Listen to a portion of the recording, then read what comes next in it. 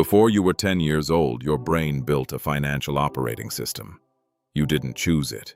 Nobody taught it to you deliberately. You absorbed it, from the arguments your parents had about money, from the things they said and didn't say, from whether your family treated money as scarce, shameful, or something other people had. And that system, built in childhood from emotional observation, not logic, is running your financial decisions right now, today. Every time you overspend when you're stressed, avoid looking at your bank account, or earn less than you're capable of earning.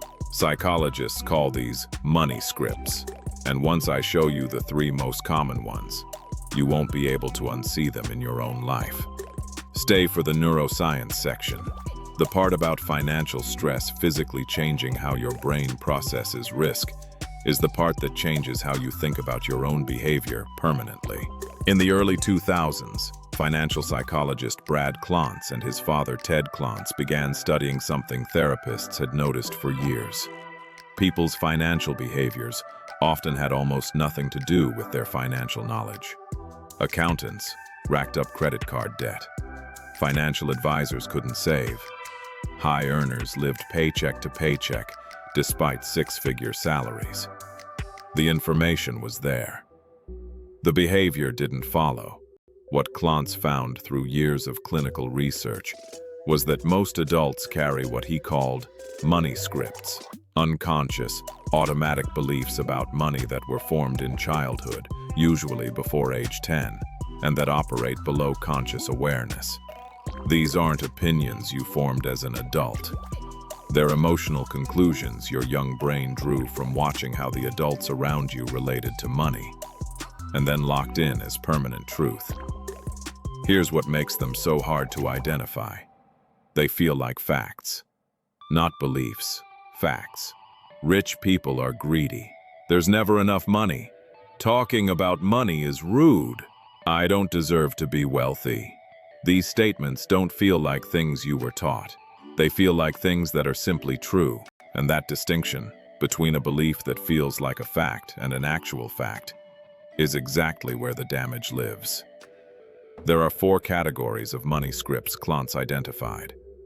3 of them affect the majority of adults in ways they never see coming. Here's what they are, and, more importantly, which one you're most likely carrying. Money script number 1, money avoidance. This is the belief that money is bad, corrupting, or something virtuous people shouldn't want too much of. People carrying this script often unconsciously self-sabotage their own earning potential, turning down raises, undercharging for their work, or giving money away faster than they earn it. Because deep in the emotional architecture of their brain, having money feels dangerous or morally wrong. Klontz's research found this script frequently develops in households where money was associated with conflict, moral criticism, or where parents openly expressed contempt for wealthy people. The child's brain learned a clean, simple equation. Money causes problems. Therefore, avoid money. Money script number 2, money worship. The belief that more money will solve every problem. That financial security is always just one more salary increase, one more investment, one more achievement away. People running this script often work compulsively, struggle to enjoy what they already have, and experience a persistent background anxiety that never resolves no matter how much they earn. Because the script resets the goalpost automatically every time it's reached. Klontz's research links money worship to households where financial success was constantly discussed as the solution to every family problem. The child's conclusion: if I just had enough money, everything would finally be okay. That finally okay moment never arrives because the script is an emotional state, not a financial milestone. Money script number 3, money status. The belief that your net worth equals your self-worth, that what you drive, where you live, and what you wear are not just preferences but statements about your value as a person. This script is the engine behind lifestyle inflation, where every income increase is matched immediately by a spending increase to maintain the appearance of success. Research by Thomas Stanley, who spent decades studying wealth accumulation in America, found that the people who look the wealthiest are statistically among the worst at actually building wealth. Because money status scripts redirect earning toward appearance rather than assets. Here's what makes all three of these scripts so hard to override. It's not just psychology. There's a physical, neurological mechanism that makes financial stress literally impair your decision-making. That's what we're covering next. And it explains why willpower is the wrong tool for this problem entirely. Here's where this stops being just psychology and becomes neuroscience. When financial stress activates your threat response. And, for most people, even thinking about money triggers mild to significant stress. The prefrontal cortex partially goes offline. This is the same mechanism we covered in the procrastination video. The amygdala hijacks rational processing. But in a financial context, the consequences are specific and measurable. Research by Sendil Mullainathan and Eldar Shafir at Harvard and Princeton introduced the concept of scarcity mindset. The finding that financial stress occupies so much cognitive bandwidth that it measurably reduces IQ equivalent performance on unrelated tasks. In practical terms, when you're financially stressed, your brain's ability to make good financial decisions is most compromised. At the exact moment those decisions matter most. This is why people overspend when they're anxious. The prefrontal cortex, which handles long-term thinking and impulse control, is suppressed. And the dopamine reward system, looking for fast relief, pushes toward any purchase that feels good right now. Stress doesn't make you bad with money. Stress chemically impairs the part of your brain responsible for being good with money. That's not a character flaw. That's a mechanism. And mechanisms can be changed.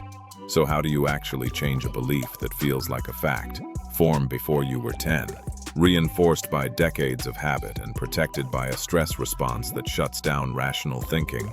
3 specific, research-backed methods. That's what's next. So what do you actually do? 3 methods: specific, research-backed, and genuinely useful. Method 1. Surface the script before you try to change it. Klontz developed a validated tool called the Klontz Money Script Inventory. But you don't need a formal assessment to start. Take a pen and finish these sentences on paper, quickly, without editing yourself. Money is. Rich people are. I don't deserve. In my family, money meant.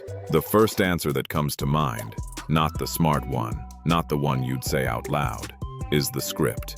Write it down. Most people find this deeply uncomfortable because it makes visible a belief they've been operating on for decades without ever choosing it. That discomfort is the beginning of change, not a reason to stop. Method 2.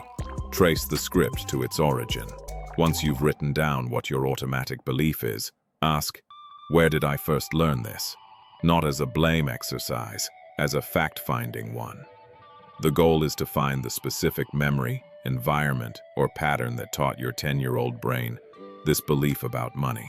When you can trace a belief to a specific context, it stops feeling like a universal truth and starts feeling like a conclusion, drawn by a child from a specific set of circumstances. Children draw conclusions from limited data. Adults can update those conclusions. Method 3. Interrupt the script at the moment it activates, not after. Financial therapist Amanda Clayman recommends what she calls the pause protocol, a brief, deliberate interruption between a financial trigger and the automatic behavior it produces. When you feel the urge to check out of a financial conversation, avoid looking at your balance, or make an impulsive purchase, you name the feeling out loud. I'm feeling the urge to avoid this. Then you wait 60 seconds before acting. This sounds almost insultingly simple, but what it does neurologically is give the prefrontal cortex, which requires about that long to come back online after a mild amygdala activation, enough time to participate in the decision. You're not suppressing the script. You're inserting a gap between the script and the behavior. And in that gap, for the first time, you have a choice. Your money behaviors didn't start with a bad decision. They started with a 10-year-old, trying to make sense of a complicated world, using the only data available to them. The script isn't you. It was built by you, from a child's limited vantage point, and anything that was built can be revised. Surface it, trace it, interrupt it at the moment it fires. That's not financial advice. It's neuroscience applied to the part of your life where the stakes are highest. If you found this useful, subscribe. We cover this intersection of psychology, neuroscience, and real-world performance every week. And the Human Performance Cheat Sheet in the description has a framework specifically on decision-making under stress, which is exactly what money decisions are. It's free. Links below. See you in the next one.